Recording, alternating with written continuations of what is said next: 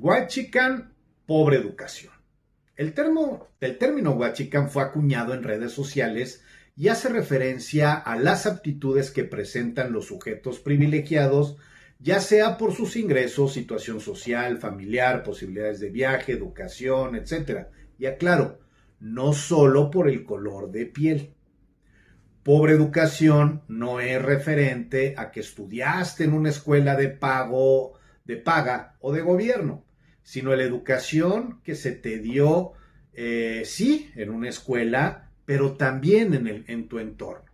La de la formación como parte de una familia, la de los amigos, la de las amigas, la del club social, el club deportivo, la de tu fraccionamiento, colonia, barrio, vecindad, pero principalmente la de la casa, la de la educación que te da tu papá, tu mamá, tus hermanas, tus hermanos y familia cercana, de todo ese bagaje cultural que generamos todos los seres humanos en el mundo. Surge eso de la educación. La educación puede ser rica en cultura y pobre en valores, o rica en valores y pobre en cultura. También puede haber educación que sea rica en todo o pobre en todo. Pero la educación a la que me refiero no tiene vinculación directa con la escuela más cara del mundo o la más barata, sino con la carencia de enseñanzas de todo tipo o la riqueza de todo lo mismo. El día sábado, Andrés Manuel López Obrador y Tenoch Huerta vieron juntos el partido de la selección. Compartieron en Twitter sus fotos y su servidor se puso a leer los comentarios y que motivaron esas fotos. Con gran miedo y con gran terror, fue una cascada de mensajes discriminatorios, de odio, racistas y clasistas, que me generó la duda de saber si quienes escribían eran personas reales o no. Y mi sorpresa es que casi todos los perfiles eran de fotos falsas, recién creados o con muy pocos mensajes. Otros eran perfiles claramente identificados como los eternos opositores de Morena, aquellos que marcharon y defendieron al INE, por ejemplo. Y unos pocos más eran perfiles que auténticamente se sentían indignados por estas fotos, por estos mensajes que había. Busqué hacer un experimento social para poderles traer estas líneas donde les picaría o le picaría la cresta a alguno de los perfiles que se ve son creados ex proceso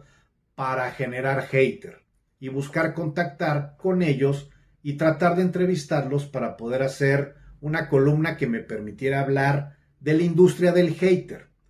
Desafortunadamente, no todos me siguieron el juego, pero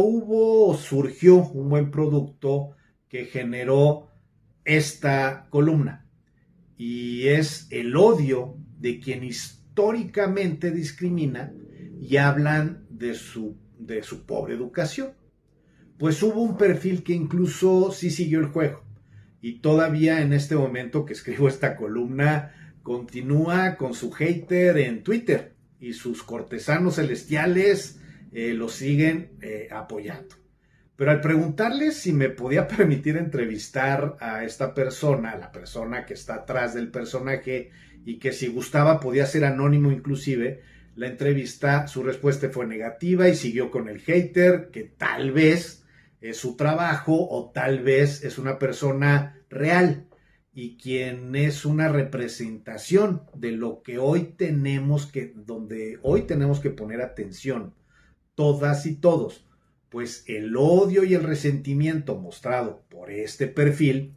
sí es delicado y al tener cortesanos que lo sigan se vuelve todavía más delicado, en donde tenemos que inclusive advertir una situación de prevención de lo que pudiera venir hacia adelante con este tipo de perfiles. Evidentemente este perfil dijo todo lo que en las redes sociales pudo encontrar de su servidor y lo que le pudo proporcionar de información otros poblanos que son parte de esta industria del hater, que construyen granjas de bots,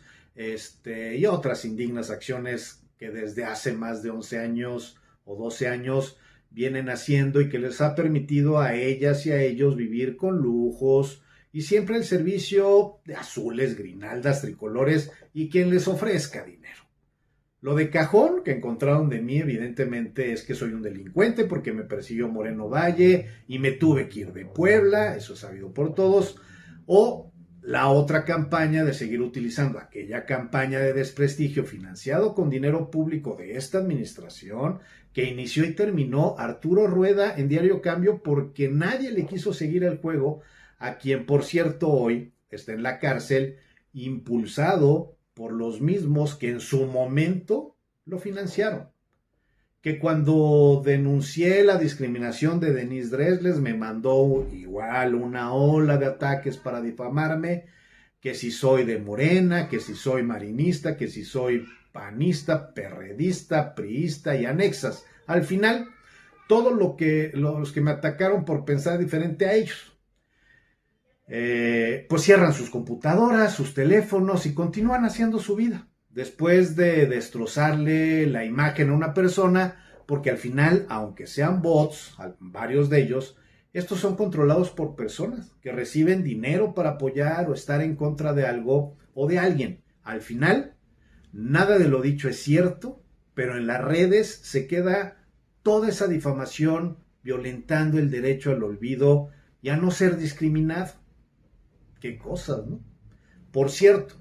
a este perfil originalmente no le había escrito, sino fue a otro perfil y allá en ese otro perfil fue donde este perfil del que hablo me contestó y escribió e inició el primer ataque con la frase don del traje barato y mi respuesta fue doña de la educación barata. Sin darle juego al resto de su ataque y evité salirme de esta frase que utilicé. En 3 ocasiones más a sus ataques le volví a decir lo mismo, educación barata, reitero la educación barata. Al no encontrar una respuesta visceral de mi parte, este perfil explotó en furia y detonó stalkear mi nombre en las redes sociales que buscara, también buscó a otros haters, buscó también a estos conocidos míos que son parte de la industria del hater, los que por cierto me hablaron para decirme con risa burlona que si sabían algo de mí, que las contactaron a ellos, que les pasara información de mi persona, que les hiciera segunda. Me tocó que me volvieran a decir de todo. Pero con esto comprobé que lo cierto es que la cultura huachican casi no aguanta nada. Pero lo que más les prende es que les diga uno a ellos o a ellas barato. Esa es la peor de las ofensas que pueden recibir y el que a nosotros nos digan baratos, pues la verdad es que es muy divertido porque, seamos honestos, no hay mejor compra que las ofertas de las pacas o ir a la Merced por un buen producto barato y rendidor. El caso es que este perfil, si se tratase este perfil de una persona real y no solo de un personaje de una granja de bots, sí debemos de poner atención, y no es cosa de chiste, todo aquello que dijo, y más a todos aquellos que nos interesa la dignidad de nuestra comunidad. Pues el reflejo de este perfil, así como de todos los que le hicieron segunda, es el reflejo de una pobre educación basada en el dinero y en lo material.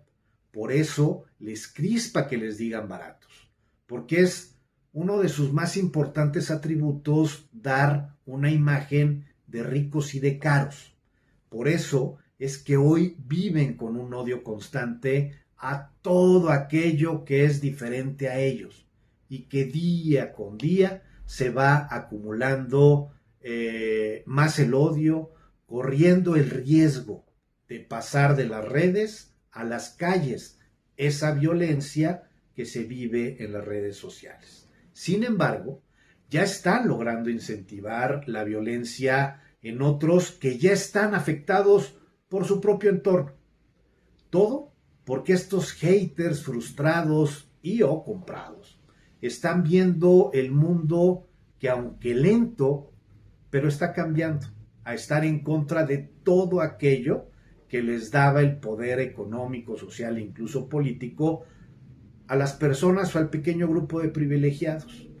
por el color de piel, por la posición socioeconómica, por el código postal, por el nivel de estudios, por la actividad productiva que realizan, por la apariencia física, por las características físicas y otras más. Pero todo esto y el odio que se está generando no es algo nuevo,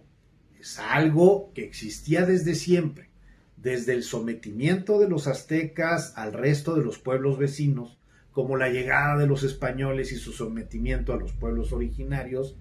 y la cultura de la blanquitud de finales del siglo pasado e inicios del actual, y el idolatrar a la cultura yanqui a través de la cultura televisa y los subproductos que generaban estos. Pero también hasta hoy sigue surgiendo este tipo de situaciones con los influencers,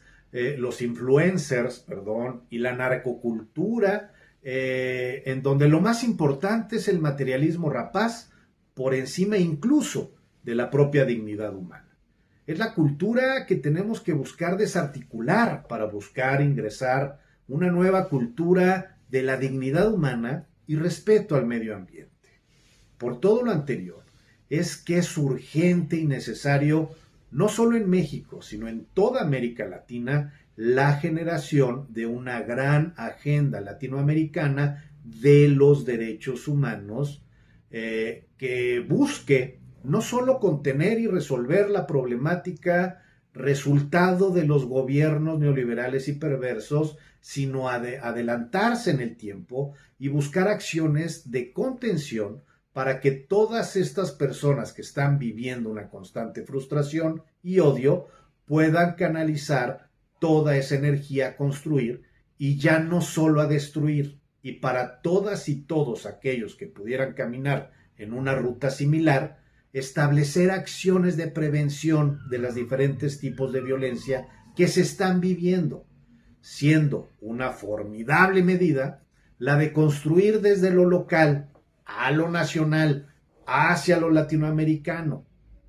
Por lo mismo, trabajar con los órganos locales o municipales, así como estatales y nacionales de derechos humanos de los diversos países de Latinoamérica, así como todos los órganos, unidades administrativas de la administración pública centralizada y descentralizada que estén vinculados a los derechos humanos, acompañados siempre de la sociedad civil, para lograr primero impulsar un gran pacto que establezca finalmente el Programa Latinoamericano de Educación de Derechos Humanos, elaborado con la suma de los planes municipales o locales, estatales y nacionales que deberán ir acorde con el Plan Mundial de Educación de Derechos Humanos, siendo esta una herramienta más de muchas necesarias que debemos construir entre todas y todos para establecer nuestro plan latinoamericano de derechos humanos que sea acorde a nuestra realidad y no a lo que un pensamiento individualista, consumista, imperialista y del siglo pasado estableció hace ya muchos años. Por eso necesitamos construir, bajo la lógica de las defensorías del pueblo, un plan latinoamericano que tenga cimientos fuertes